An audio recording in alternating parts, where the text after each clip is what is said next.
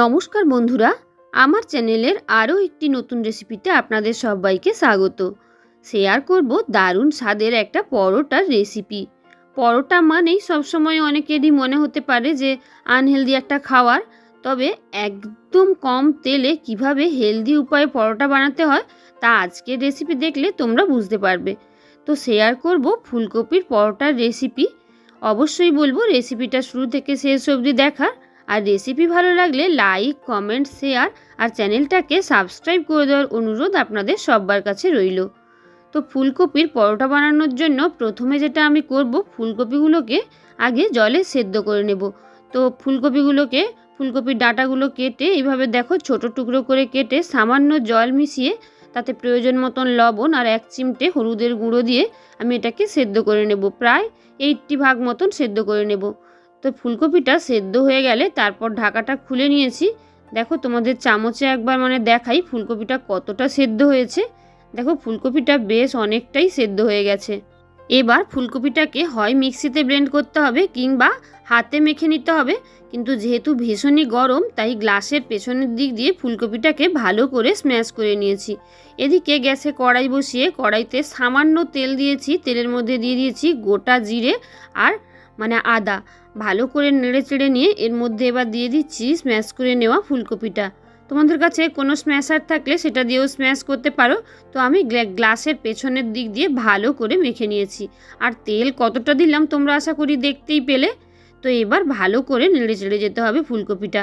ভালো করে একটু রসটা শুকিয়ে আসলে এর মধ্যে দিয়ে দেব আমি প্রয়োজন মতন কাঁচা লঙ্কা, দিয়ে দিলাম 1 চা চামচ চাট মশলা আর 1/2 চা চামচ জিরের গুঁড়ো।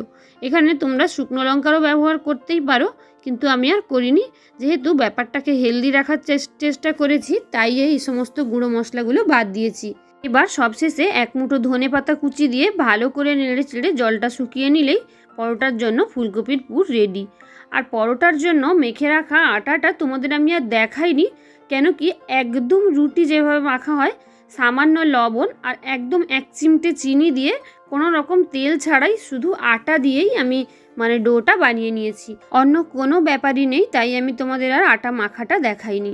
তো এবার আমি এখান থেকে যেভাবে আটার লেচি যত বড় হয় ঠিক তত বড় আকারের লেচি কেটে নিয়েছি। আর দেখতেই পাচ্ছ এক একটা লেচি নিয়ে এভাবে আমি সামান্য আটা নিয়ে ভালো করে বেলে নেব, একদম পাতলা করে, যেভাবে রুটি বেলা হয় ঠিক সেভাবে। তো এই ফুলকপির পরোটা অনেকেই বিভিন্নভাবে বানান, কেউ পুর ভরে, কেউ আবার পুর ভরার পর বেলে। তো আমি যেভাবে করছি এটা আমার কাছে সবচেয়ে সহজ বলে মনে হয়েছে, তাই আমি এভাবেই বানাচ্ছি। তো তোমাদের যেভাবে ইচ্ছা তোমরা বানাতে পারো। এভাবে বানালে অনেকটাই সহজে হয়, আর পুর ভরার ঝামেলাও থাকে না, আবার ভরার পরে বেলতে বেলতে ফেটে যাওয়ার ঝামেলাও থাকে না। তো দেখতেই পেলে একটা আটার মতন রুটির মতন বেলে নিয়ে তারপর মাঝ বরাবর হাফটা অংশ জুড়ে ফুলকপির পুরটা দিয়ে তারপর অপর অংশ উল্টে ভালো করে চেপে দিলাম। তো তোমরা দেখতেই পেলে একইভাবে বাদবাকি পরোটাগুলো আমি বানিয়ে নেব। আর এদিকে দেখো পরোটা বানানোর সঙ্গে সঙ্গেই আমি গ্যাসে তাওয়া বসিয়ে দিয়েছিলাম। তাওয়াটা গরম হতে, তাওয়া গরম হলে তাওয়ার মধ্যে দিয়ে দিয়েছি আমি পরোটাগুলো। আর এখানে দেখো যেহেতু আধখানা তাই একসাথে দুটো পরোটা করেই ভেজে নেওয়া যাচ্ছে। তো পরোটার দুপিঠ ভালোভাবে সেঁকে নিচ্ছি। দেখো পরোটাটা হালকা ফুলতেও শুরু করছে, তোমরা আশা করি দেখেই বুঝতে পারছো। তো এবার দেখো এই সামান্য অল্প একটুখানি বাটার লাগিয়ে আমি পরোটাগুলোকে ভেজে নেব। কোনো রকম সাদা তেলও ব্যবহার করিনি, আর বাটার যে 1 গাদা দিয়েছি তাও নয়, একদম সামান্য বাটার লাগিয়ে আমি পরোটাগুলোকে সুন্দরভাবে ভেজে নেব। আর এভাবে ভাজলে বাটার তেল যাই দিয়ে ভাজুন না কেন অনেকটা কম তেল খরচা হয়, আর ব্যাপারটা বেশ অনেকটা হেলদিও থাকে। তো তোমরা রেসিপিটা দেখতেই পেলে কতটা কম তেল মশলা দিয়েই বানানো যায়, কিন্তু খেতে সত্যিই হয় অপূর্ব সুন্দর। দেখো পরোটাগুলো একদম দুপিঠ লাল লাল করে ভাজা হয়ে গেছে, তবে ভাজতে একটু বেশি সময় লাগে, এই ধরুন 3 থেকে 4 মিনিট সময় লাগে। আর এখানে কিন্তু একসাথে দুটো পরোটাও ভেজে নেওয়া যাচ্ছে যেহেতু এভাবে বানানো। তো এবার আমি এগুলোকে তুলে নেব, আর গরম গরম পরোটা সার্ভ করব শুধুমাত্র আচার আর কাঁচা পেঁয়াজের সাথে।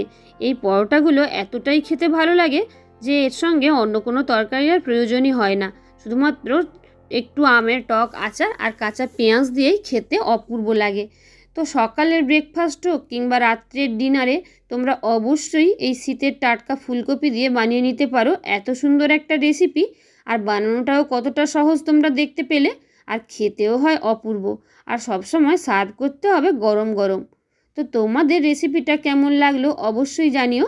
আর রেসিপি ভালো লাগলে আরও নতুন নতুন রেসিপি পেতে নতুন বন্ধুরা ঝটপট চ্যানেলটাকে সাবস্ক্রাইব করে দিও। আসছি নতুন কোনো রেসিপি নিয়ে। ততক্ষণের মতন সবাইকে টাটা।